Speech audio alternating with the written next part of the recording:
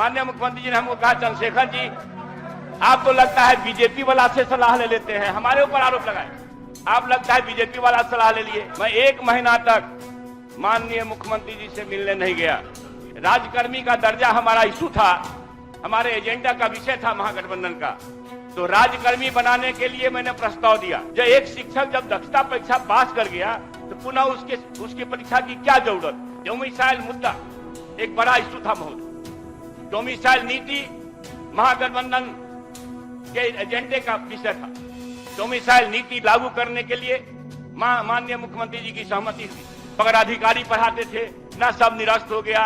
मेरी चुनौती है, हमारे नए जो एसीएस साहब आए, आते आते बीपीएससी के अध्यक्ष से उलझ गए। ये सार्वजनिक है, सब जानते। प्रस्ताव आया मेरे पास नियोजित शिक्षकों को लेटरल एंट्री शिक्षक बनाने का। लेटरल एंट्री के मानक नियम है भारत सरकार में, उससे इतर शिक्षकों को अपमानित करने का सदप्रयोग करना ठीक नहीं था महोदय। विशिष्ट शिक्षक न्यायावली के निरूपण की संचिका मेरे पास आई, एसीएस से नहीं महोदय, मुख्य सचिव के माध्यम से आई। अब समझ लीजिए महोदय क्या स्थिति है, राजपाट कैसे चलता है। एसीएस के माध्यम से नहीं, सीएस के माध्यम से आई मेरे पास संचिका महोदय। हम शिक्षा क्षेत्र में बेहतर काम करना चाहते हैं तो क्या पदस्थापन दंड के रूप में देंगे। सासाराम की लड़की किशनगंज की लड़कियां बच्चियां सासाराम में, मधेपुरा की बच्चियां बेतिया में, बेतिया की बच्चियां मधेपुरा में महोदय। माननीय मुख्यमंत्री जी के सहमति के बावजूद भी विजय बाबू के नेतृत्व में बैठक हुई महोदय, और निर्देश विजय बाबू ने दिए। मैं उसी समय विजय को कहा कि शायद ये हठी है, आपकी बात भी नहीं मानेंगे, और नहीं माना, आज तक नहीं माना है महोदय। पदस्थापन की क्रूर नीति के कारण हजारों शिक्षक शिक्षिकाएं योगदान नहीं किया है महोदय। जब मुझे शिक्षा मंत्री बनने का अवसर मिला, मेरे आदरणीय नेता तेजस्वी प्रसाद यादव जी ने हमको बुला के कहा, चाहे जो भी हो जाए हमें 10 लाख नौकरी के दिशा में कदम रखना है और आप इसके लिए बेहतर काम करने का प्रयास करिए। मैं महोदय साथियों से कहना चाहता हूं कि शिक्षा के क्षेत्र में जब हमें चिंता हुई, मैं 1 महीना तक माननीय मुख्यमंत्री जी से मिलने नहीं गया। 1 महीना तक महोदय डिस्टर्ब कर, हमको समय बढ़ाना पड़ेगा, ये ठीक बात नहीं है भाई। आप 4 बार 5 बार 6 बार जीते हैं, क्यों आप परेशान है भाई। बोलिए, इधर देख के बोलिए ना, उधर कहाँ देख लेते हैं महोदय। 1 महीना तक मैं माननीय मुख्यमंत्री जी से कटसी करने भी नहीं गया। 1 महीना तक विभिन्न शिक्षक संगठनों से, विभिन्न हितधारकों से, विभिन्न सेवानिवृत्त प्राध्यापकों और शिक्षकों से और सेवानिवृत्त और सेवारत बड़े पदाधिकारियों से भी इंटरेक्शन किया महोदय। शिक्षक संगठनों से आधा दर्जन शिक्षक संगठनों से इंटरेक्शन किया, और 1 महीना के बाद जब मैं गया महोदय माननीय मुख्यमंत्री जी से मिलने के लिए, तो माननीय मुख्यमंत्री जी ने कहा कि चंद्रशेखर जी कहाँ थे इतना दिन, हमके सर कौन सा शक्ल लेके आते। 17 साल में तो शिक्षा गांव में खत्म हो गया महोदय, और इसके जड़ में कौन है ये साथियों को पता है। हृदय विदारक है महोदय। अच्छा है आप जिस आसन पर बैठे हैं, गांव में घर आपका नहीं है। अगर गांव में घर होता महोदय तो 17 साल में जिस दिनों ने शिक्षा को रौंदा है, और यह भी याद नहीं है कि जब माननीय लालू प्रसाद जी के 90 के दशक में शिक्षक बहाल हुए थे बीपीएससी से 25,000, उस समय तक देश में 25,000 एक साथ किसी राज्य ने शिक्षक बहाली नहीं किया था महोदय। तो मैं महोदय कहना चाहता हूं कि मैं गया और विजय बाबू भी वहीं पर थे। मैंने कहा कि साहब बीपीएससी को दे दीजिए परीक्षा आयोजित करने के लिए। निश्चित रूप से शिक्षा में गुणात्मक परिवर्तन और गुणवत्ता लाने के लिए बीपीएससी को देना अनिवार्य है महोदय। उसके बाद मैंने कहा कि मुख्यमंत्री शिक्षा दान योजना लाया जाए। महोदय मैं आप सदन को बताना चाहता हूं, सदन के माध्यम से पूरे बिहार को बताना चाहता हूं कि मैं जब गया मुख्यमंत्री शिक्षा दान योजना का प्रस्ताव लेकर के, तो माननीय मुख्यमंत्री जी ने कुछ सुझाव के आदेश दिए। और विजय बाबू के साथ बैठ करके उसको फाइनल हुआ, सहमति हो गई महोदय। और 23/9/20/22 को चंद्रशेखर जी गोपनीयता का शपथ लिए थे ना महोदय क्यों बाहर कर रहे हैं? तो कैबिनेट की बात नहीं कर रहा हूं मैं महोदय। बोलिए आगे। महोदय और नहीं, जब महोदय हमारे मंत्री जी भी बोल रहे थे, मैं ये कहना चाहता हूं महोदय कि जब मैं गया और वो आप सभी को मालूम महोदय, अधिकारी छात्रों के लिए आदर्श होते हैं। मेरे मन में एक बात थी कि अगर अधिकारी सप्ताह में अपने इच्छा से एक दिन भी प्रखंड से लेकर के प्रदेश मुख्यालय तक वर्कस का संचालन कर देंगे तो यह बिहार शिक्षा के क्षेत्र में उत्कर्ष हासिल करेगा। और हम जब सेवारत 2-3 IAS लोगों से बात किया, उन्होंने कहा कि हमारी वाइफ्स एसोसिएशन को भी डाल दीजिए। विजय बाबू के साथ सहमति हो गई, प्रोसीडिंग हो गया, सहमति हो गई उच्च स्तर पर, मगर वह मैं समझता हूं ईर्ष्यावश शायद लागू नहीं होगा। ये एक क्रांतिकारी कदम होगा महोदय। इसके साथ ही मैं सब लाया हूं दस्तावेज, किस डेट में मैं माननीय मुख्यमंत्री से मिलने गया सुझाव लेकर के, 1 दर्जन से ज्यादा है महोदय। मैं सितंबर से लेकर जनवरी 2023 तक कम से कम 5-6 बार बीपीएससी को दीजिए, बीपीएससी को दीजिए। माननीय मुख्यमंत्री जी भी सहमत हो जाते थे, अधिकारियों को निर्देशित करते थे, मगर पता नहीं नए पद से कौन सा आदेश होता था कि फिर वह खटाई में पड़ जाता था। मगर मैं साधुवाद करता हूं माननीय मुख्यमंत्री जी का, जिन्होंने फरवरी 2023 में सहमति जाहिर की जो बीपीएससी को परीक्षा देना है। सच कहिए महोदय, मुझे लगा कि शायद प्रभु परमात्मा ईश्वर ने अगर मुझे शिक्षा मंत्री का पद दिया है तो आज सबसे बेहतर दिन है कि बीपीएससी को लालू प्रसाद यादव के जमाने जैसा फिर से परीक्षा आयोजित करने का काम दिया गया। मैं इस संबंध में कहना चाहता हूं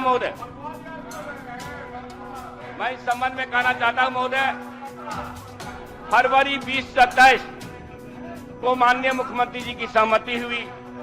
मार्च 2027 में कैबिनेट के लिए संचिका गई। 10 अप्रैल को कैबिनेट की मंजूरी मिली। 24 अप्रैल को प्रशासनिक पदवर्ग समिति ने वेतन निर्धारण किया और पद सृजन किया। उसके बाद महोदय अप्रैल 23 में बीपीएससी को अधियाचना गया। अप्रैल 23 में बीपीएससी को अधियाचना गया। अब आप समझिए कि बीपीएससी की अधियाचना अप्रैल 23 में गया, इसमें तो हम अनुपस्थित नहीं थे माननीय मंत्री महोदय, जरा स्पष्ट करिएगा। उसके बाद 16 मई 2027 को हमें हमारे नोटिंग में एक महोदय इंपॉर्टेंट बात करना था। हमारे नोटिंग में हर समय यह होता था कि राजकर्मी का दर्जा जो हमारा एजेंडा था शिक्षकों के लिए, 2015 में सरकार महागठबंधन की बनी थी, 9,000 से 18,000 वेतन हमने किया था। आपने क्या किया जरा जवाब दीजिएगा। उसके बाद महोदय जब राजकर्मी का दर्जा हमारा इशू था, हमारे एजेंडा का विषय था महागठबंधन का, तो राजकर्मी बनाने के लिए मैंने प्रस्ताव दिया। राजकर्मी 16 मई 2027 को राजकर्मी बनाने के लिए और विकल्प लेकर प्रस्थापन करने के लिए प्रस्ताव दिया महोदय। फिर अति आवश्यक सुझाव इस खंड में दिए गए बीपीएससी के लिए, जैसे निगेटिव मार्किंग हटाना, अंग्रेजी की अनिवार्यता समाप्त करना, केवल एक पाली की 150 अंकों की परीक्षा लेना, परीक्षा से ई विकल्प हटाने, चांस की बाध्यता समाप्त करने वगैरह वगैरह। जब मैं यह प्रस्ताव लेकर गया, विजय बाबू भी हर जगह रहते थे। माननीय मुख्यमंत्री जी ने हमको कहा, आज भी आपके सामने बैठे हुए हैं, मैं सम्मान पूर्वक कहना चाहता हूं महोदय, माननीय मुख्यमंत्री जी ने हमसे कहा कि चंद्रशेखर जी सुन लीजिए आपके बारे में फायदा होगा।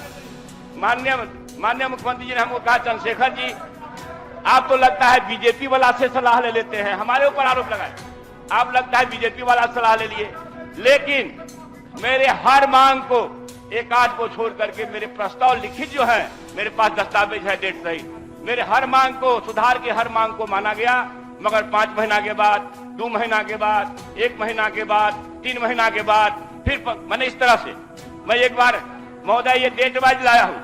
30 मई 2027 को बीपीएससी ने विज्ञापन जारी किया।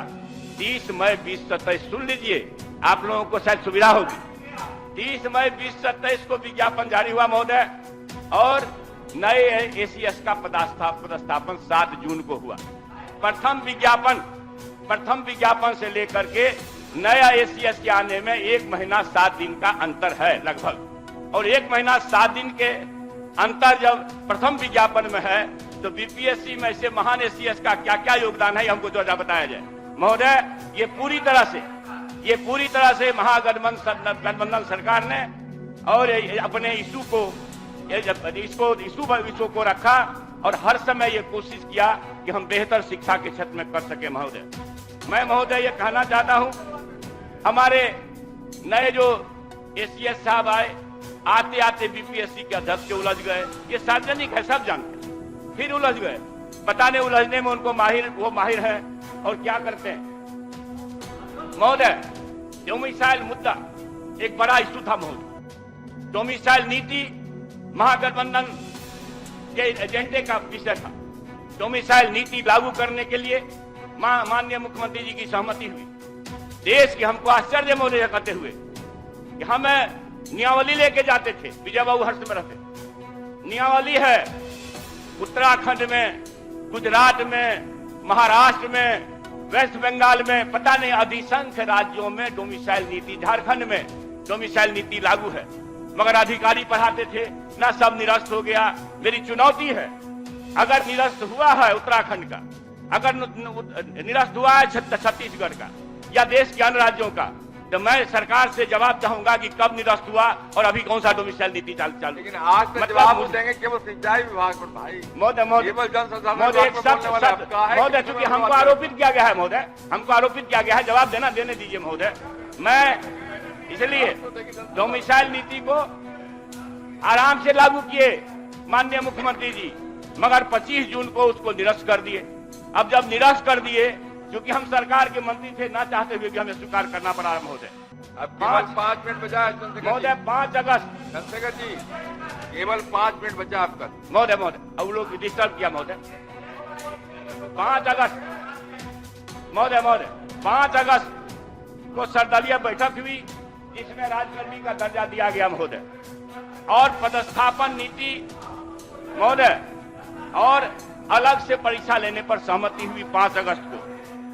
निगेटिव मार्किंग हटाने के लिए जब मैंने कोशिश किया 2/6/2023 को लिख के दिया, लेकिन उस समय नहीं मानी गई।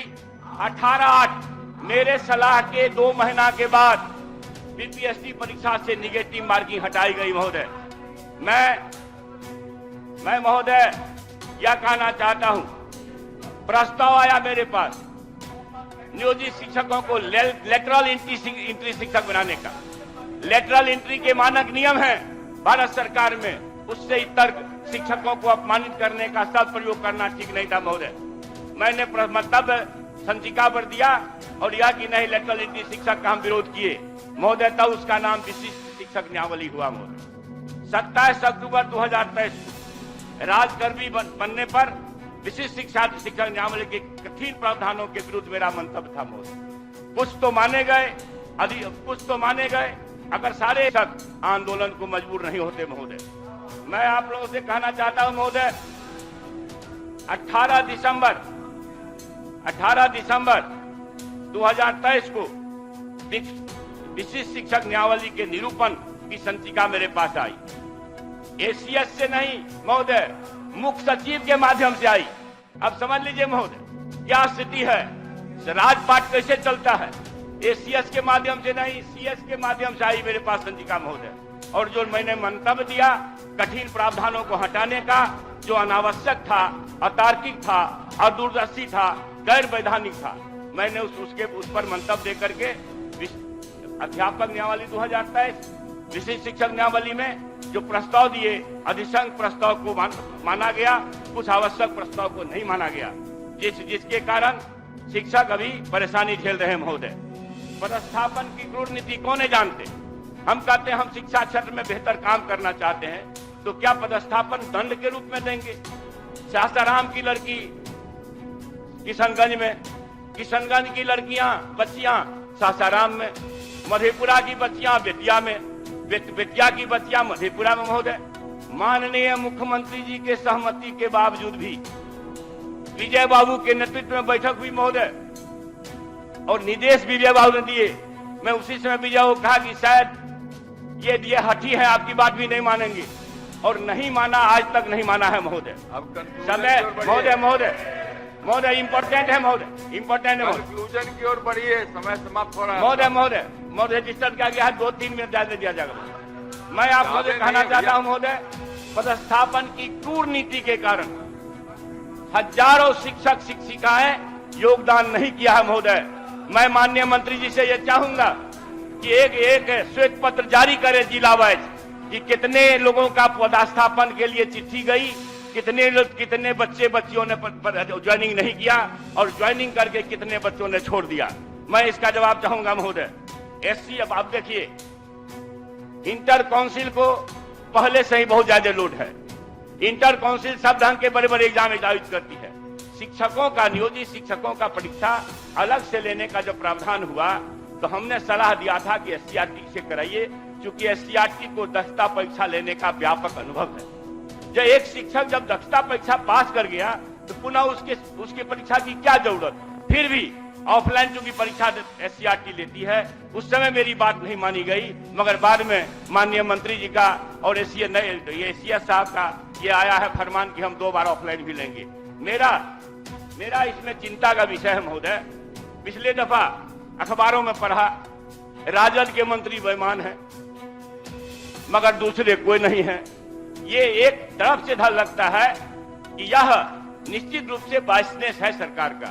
आपको अगर आप महोदय 3 मिनट महोदय, आपको अगर जांच करानी है तो 2015 से लेके आज तक शिक्षा विभाग का गांव से लेके शहर तक जांच कराइए महोदय। और मैं तो यह कहता हूं इस अवसर पर, अगर जांच करानी है तो सदन के सर्वदलीय कमेटी से कराइए। अगर जांच करानी है तो उच्चतम न्यायालय और उच्च न्यायालय के सेवानिवृत्त जजों से कराइए।